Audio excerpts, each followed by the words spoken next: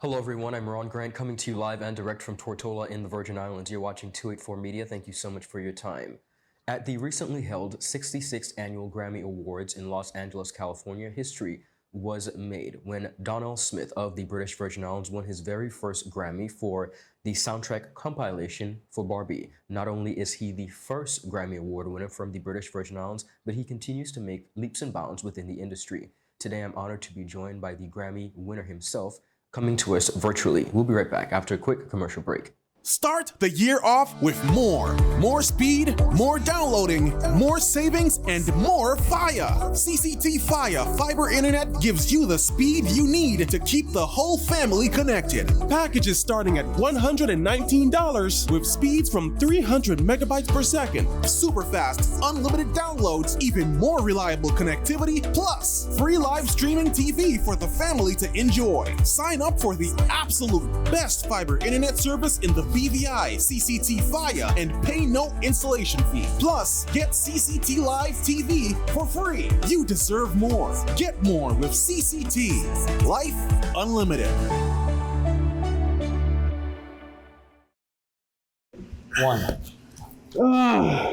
Yep, that's me. You're probably wondering how I got here. My name is Kamal Haynes. Most of you know me from 284 News, but now you get to see me in a different light on my very own show called Health is Wealth. We have Joel Turnbull. I don't want you to arch your back when you're pulling down. Milton McLean. First of all, right, your footwork. Steve Augustine. You did a pretty hard workout today, so perhaps... And as you can see, it's actually... Alonzo Boynes. Taekwondo. Adam Murrows. I'll speak as if you're an absolute beginner. I am an absolute beginner. You are an absolute beginner. And Seth Graham. It bites. It will bite. Get your water, get your fruits and veggies, and experience a wealth of knowledge about getting healthy.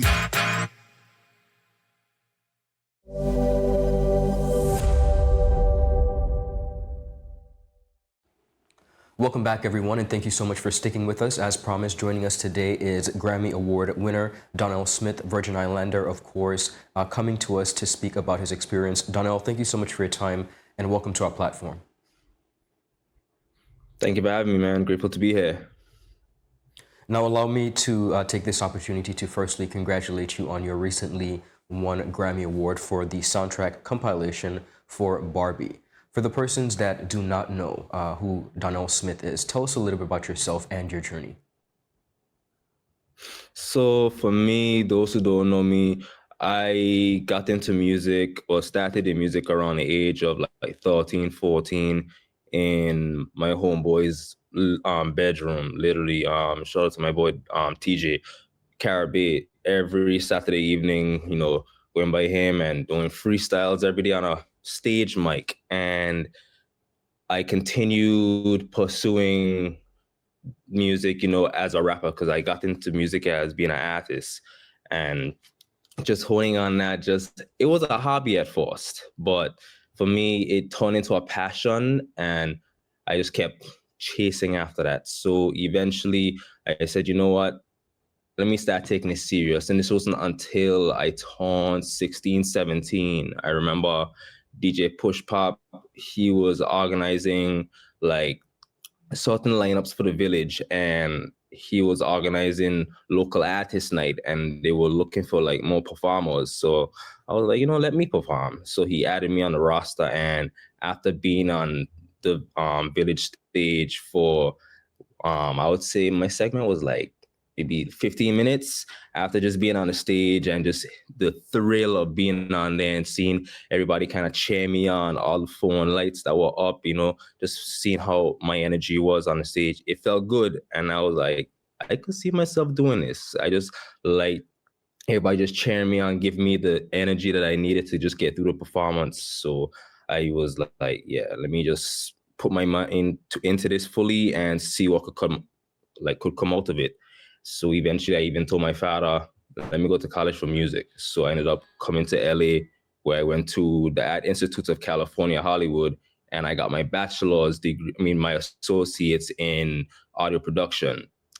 And from being in college, I got my internship at a studio called Neighborhood Watch. And I remember that owner told me specifically, because he asked me what I wanted, like what was my end goal in music, and I was still at Athens at that time. So I told him, my goal is to make it in the industry as an artist and hone my craft a lot more. And I remember he specifically told me, I'm not here to knock your dreams as an artist. I will tell you this. I can't make you as an artist, but I can make you as an engineer. Now, when I first got my internship, I didn't know what he meant by that back then, but I know he meant well. But now to see where I'm at and look back at that, I understand what he meant by make it as an engineer. So when I first started, for a whole year, music as an artist, I went cold turkey.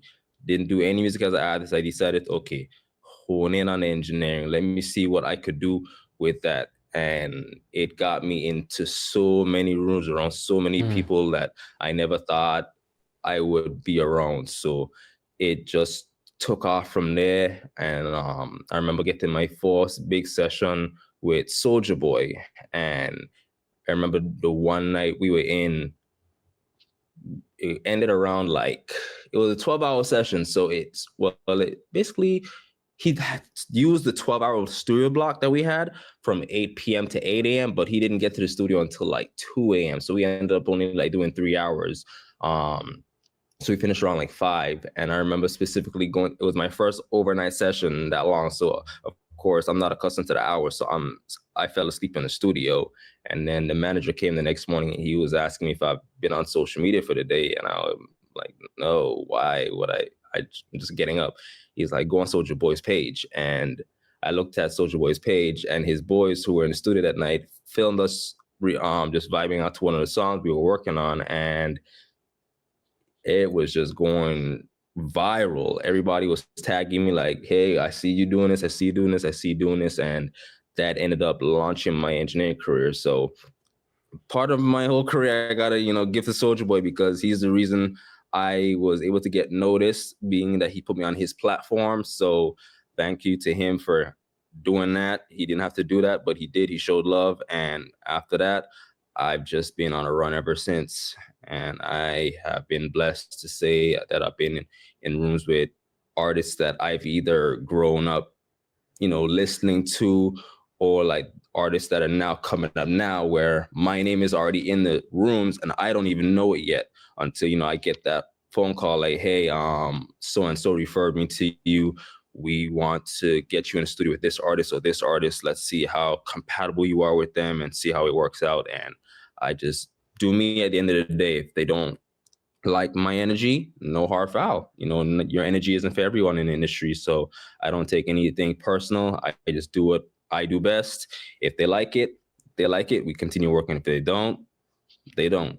That's how that really goes. Well, thank you so much for putting that into perspective for us. One of the things that I found phenomenal is that you literally professed that you would win the Grammy in a Facebook post about 2 days before. You said that you will take home this Grammy in Jesus' name. Tell me a little bit about that belief in a higher power, and where does that confidence come from? For me, it was mainly because of how highly acclaimed Babby was. Now, for all of us who know Babby is a generational brand.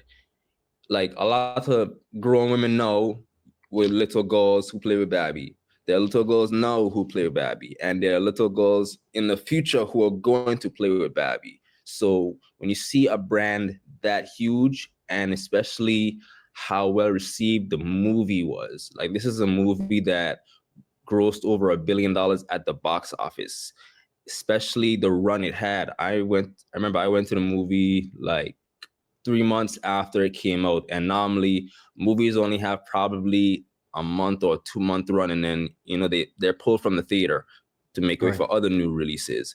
But Barbie 3 months later is still showing, and I went to the movies, and it's people are coming out of the movie as if Babby just came out that night. So to see how everybody's still going to watch this one movie, and this is really bad to say, but I didn't watch the movie until the night of the Grammys when we won the awards. Compared to last year when it came out, I was procrastinating watching it because it's Babby. It's I'm not me as a guy, like, why would I want to watch a You're not bad into it, movie? yeah. But just for but for the sake of the occasion of the Grammys, I ended up watching it that night just to celebrate it. And I could see why it had the pull it had, because it's very cheesy. It's funny in certain ways. It's like, it's a very like goofy put together movie. So you see why people grasped it so much. So for me, that's how I knew that we would win it, because especially with the fact that off the soundtrack itself, you had different songs on a soundtrack that charted compared to like the other soundtracks we were going up against.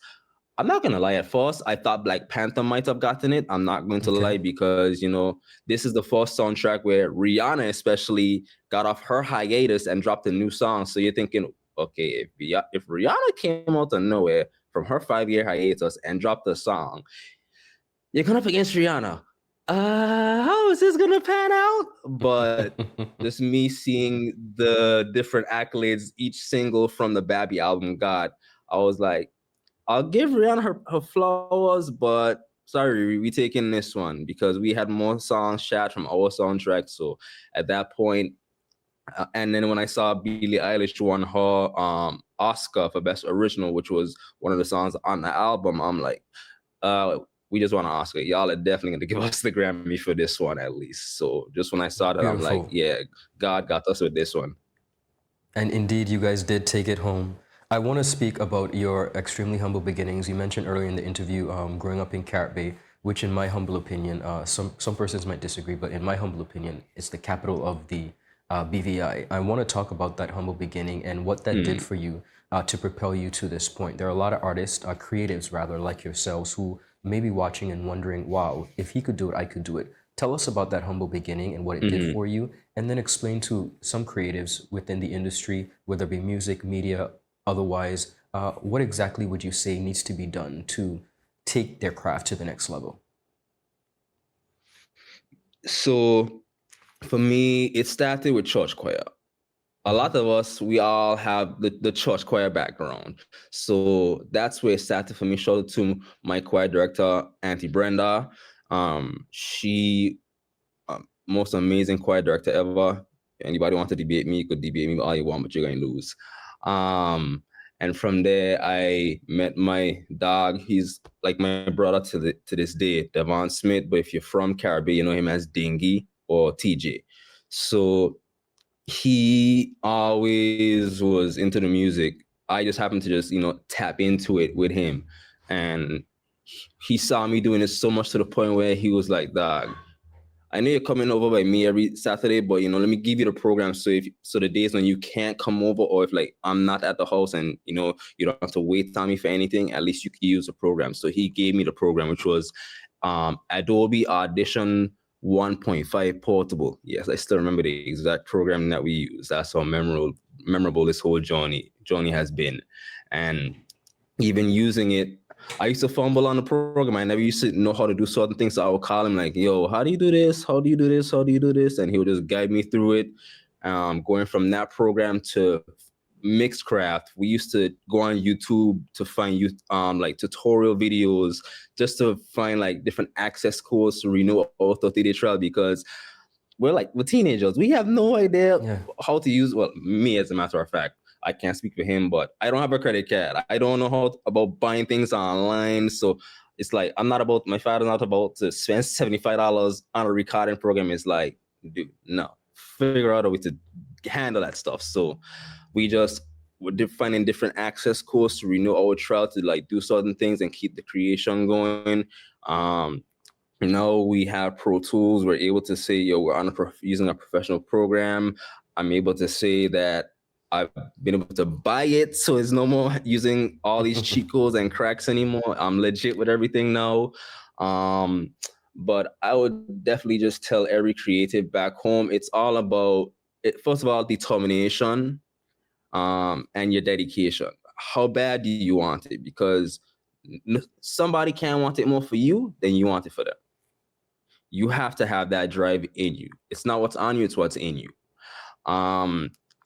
I would say branch out. Don't just stay in one place, because I look at it this way. You've grown up with somebody all your life. they've only seen you act a certain way, so they're gonna place like a threshold on you.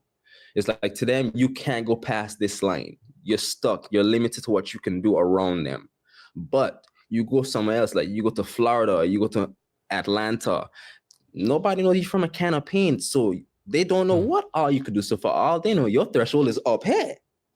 They have you up on that pedestal. So unless they see you do something and they box you in, that's on them. But you're a fresh face to them. So to them, you can do the world. So it allows you now to push yourself more, because it's like, okay, if these people see me on this higher level, then maybe I can accomplish something.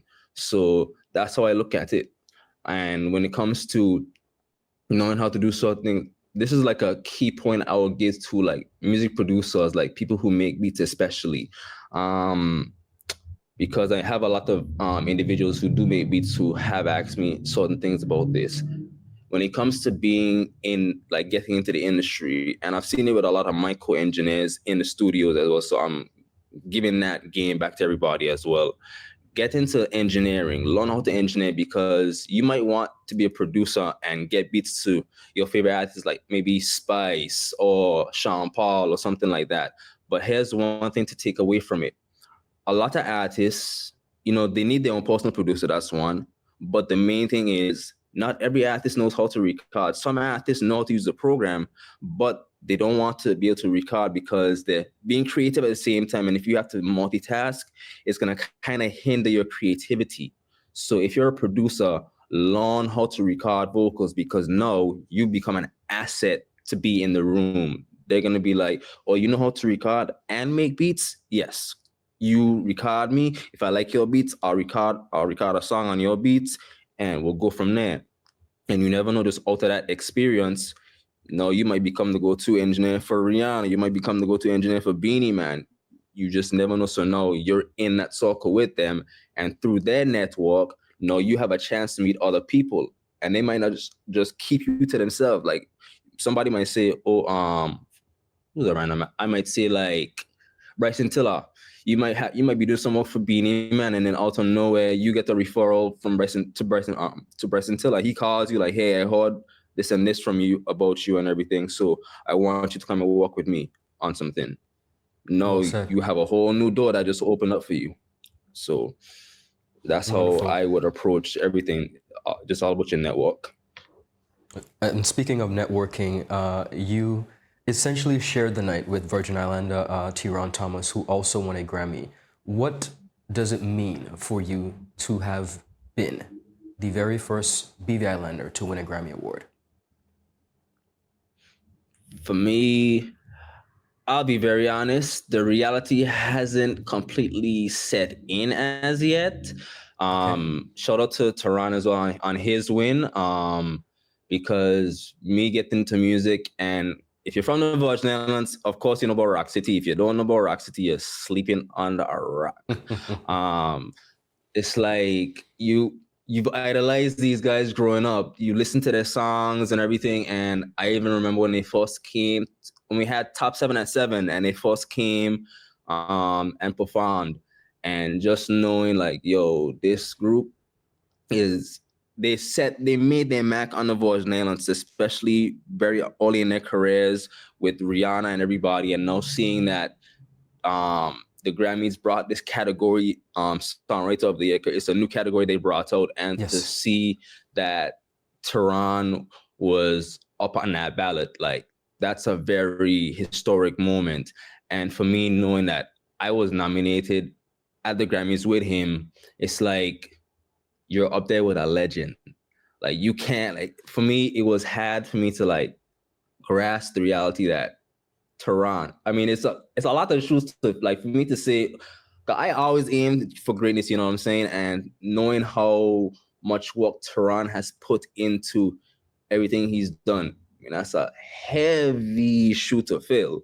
But absolutely, I'm just grateful to see that I was, at a ceremony nominated with him, and we both won. It's like, it's not something that you could just easily put in words, especially me coming up as an underdog. Like, I didn't expect to be having a moment like this in my life. And to see that it has happened, I can just only thank God for putting me into this situation and showing everybody that you might not have been in the industry for the same amount of years as this individual. You might not have the same experience and knowledge as this individual, but to know that you can still be put in the same situation as this individual, it's a feeling unlike any other. Phenomenal. You mentioned Tehran, but also it was a full circle moment because BVIslander Kyra James was also at the Grammys in a different capacity. So when you look at it holistically, the British and US Virgin Islands continues to make leaps and bounds, not only within the music industry, but all creative aspects as well. Before we go, I have to ask you, what's next? Whew, that is a very good question. For me, I feel like I'm just getting started. If anything, I tell a lot of individuals, don't get comfortable. Yes, I've been able to win a Grammy, and a Grammy for an engineer is the highest award you could ever think to win. I operate as if I don't have anything, as if I don't have a plaque. I don't have a Billboard award. I don't have gold records. I don't have platinum records. I act like I don't have any because I don't want to get comfortable. I don't want to be like, oh, I got a Grammy now. It's like I can just, lay back and chill. Like, no, I'm still hungry for more. I want to be having 10 plus platinum plaques. I want to be selling, knowing that I've engineered hundreds and millions of records. Like I'm just getting started. I've only been, this year makes 4 years that I've been professionally doing this. If we want to count the years of me being an intern, then I would say 6 years. But with me being on my own, like leaving the studio, feeling like I'm confident I can do it by myself, then this year would be only 4 years I've been doing this professionally. And for a lot of people in the industry, I'm still a baby. That's still baby years. If I tell somebody, like one of my mentors, he's been doing this for 30 years. He's worked with Tupac, Christina Aguilera, and all these other, and many greats. And so to know that I've had him, mentor me and help shape my skills as an engineer, I just know that I'm here for a long time, and I'm just here to walk and just continue to make the Virgin Islands proud of what I do, and to show everybody back home that just because we come from a small island, it doesn't mean we should be underestimated. Because trust me, we have a lot of talented individuals back home, and I just want them to know that seeing my success just should motivate them to go harder. Incredible, and thank you so much for sharing. Donelle, in one of my recent conversations with Gordon Commissioner Williams, who is a renowned Grammy Award-winning producer, he spoke about the level of work that it entails behind the scenes. Of course, you have had a stint as an artist, and now you're behind the scenes as an engineer. Tell me the feeling that you get when you hear a record that you've worked on, like the Barbie soundtrack. What is the feeling that you get hearing records that you've worked on, whether it be on the radio or in movies? It's surreal to know that you really worked on these records. Even like last year, a song I worked on called Ski, which is done by Sexy Red. I remember when we even worked on that song. Now, I didn't think the song was gonna do what it did, because I'm not into all the TikTok kind of songs, and hearing the hook, because the hook was already done. I already did her voices. So when I heard the hook, I was like, I don't know, but I still put my all into when I'm working my clients. Even if I don't really like the song, I'm gonna still make sure when you're recording with me, you're still gonna get the best recording possible, no matter how the song sounds. So I still put forth my effort into it. And then a friend of mine was in Paris at an after party, and they were playing the song, and she was just like letting me know how crazy the club was going. Even one of my homeboys, he's in Africa, and he was saying they even played in Kenya, and I'm like, wow, to know that you've worked on records that are spinning all around the world repeatedly, and everybody's just enjoying your work. And I even have people tell me sometimes like, yo, your recording template has saved me in a lot of sessions, because like a lot of engineers especially don't like giving away their techniques and everything. Me, I don't care. If my template helps you in a session, bro, use it. I'm not here to hold back anything. I'm not here to gatekeep. If I have information that could help you get to the next level in your career, why am I going to hold on to that? It could change your life in a monumental way. I would have never known. I'm just here, just giving you information that I feel I should, be more than willing to give out if people are more than willing to accept it. So I'm just had to be that beacon. So just hearing work that you've done, like outside of the studio, it's like you get this feeling like, yeah, I did that. And you just sit back and just enjoy just everybody like being like, yo, this sounds nice. And you just be in your head like, I know, I did that. That's why it's so nice. You just, it's just a nice feeling just knowing that all the work that goes behind the scenes, all the shouting in the studios, because what people don't know is being an engineer is not all a bed of roses. You got to deal with attitudes, I egos. Like it's a very tough job. But once the final product comes together, it makes it all, well, not really with the shouting and, all the backing, but just the ending result through everything, through all the madness, it's a wonderful feeling, man, to see all that come together. You mentioned about egos and barking. How have you dealt throughout your career? How have you dealt with difficult clients? You just, you got to funnel between clients because sometimes you don't know what you're getting into.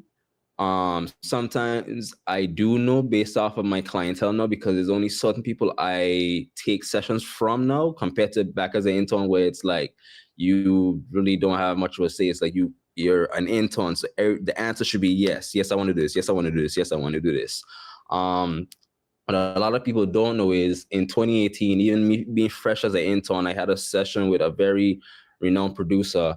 Won't say his name and everything, but we were in a studio session, 7 hours, and he wouldn't let me know.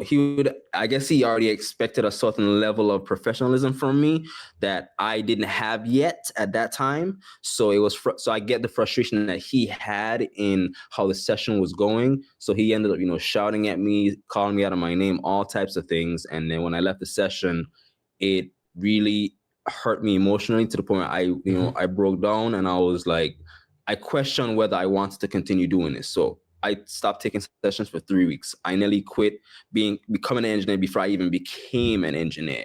But wow. My mentors who I had, they, consoled me. They were like, yo, we've been through this. We know what you're going through. But in reality, with this career, there's a whole lot more of that to go through. So you could either, take it in, realize what your error was, and build on that. Or you could just say to yourself, this isn't for you. So I took what they said with a grain of salt, and I just was like, you know what? I'm going to work on what I need to work on. And the thing is that I needed to work on that's very important for a lot of people who want to get into engineering, especially like if you go to Atlanta or you come to California where the music scene is very like prominent, your speed is what matters. If you know how to mix, cool. But they don't care, because a lot of artists, they freestyle, they go off the top of their head, they're making up stuff on the spot. So you have to be able to be very fast with, punching them in to record the next line. If they want to go back, be able to like get the track back where they want very fast. So out of that moment, I realized my speed was my issue. So I just kept on honing in on my speed. And now my speed is one of my greatest assets that I have. So yeah, ego, and a lot of artists, they get frustrated very fast. But if it's like somebody you like built a reputation with, then they kind of like ease off of you. Like for instance, Light Show, he's an artist from DC who I started off with when I was an intern. I was still slow and everything, but with him, he consistently booked me. So we went from me recording a song in 1 hour to recording a song in 15, 20 minutes over time as we kept on walking. So to anybody getting into engineering, make sure you hone in your skills with your speed and also your key commands, because one thing that saves engineers is knowing your shortcut keys to be able to like do certain things so you don't have to like lag. And if you want to like trim an audio clip down, you don't have to like go click it and drag it. The shortcut key to just click on the one end, boop, and you trim it down and you keep it going. So your shortcut keys are very, very important to knowing a lot of getting clients what they need done in an efficient manner. So yeah, just exceptional. You just got to be very like in tune with what you're doing. Well, Donelle, I want to thank you so much again for your time. We here in the British Virgin Islands congratulate you. We wish you the very best. I'm sure that you continue to receive a lot of love and light from not only the BVI, but internationally and world renowned as well. Continue the good work. You have become a beacon of light and hope for many persons who are looking on and wishing to have a similar journey. May you continue to have much success, and we are so grateful. And once again, congratulations and thank you for your time. Thank you so much, man. I appreciate that. And to just everybody out there, just no dream is too big or small. If you want to do something, I am a firm believer that anything is possible. All right, and ladies and gentlemen, you heard it here first from the one and only, the Grammy Award-winning engineer himself, Donelle Smith of the British Virgin Islands. I'm Ron Grant. Have a beautiful rest of the day. You've been watching 284 Media. Goodbye.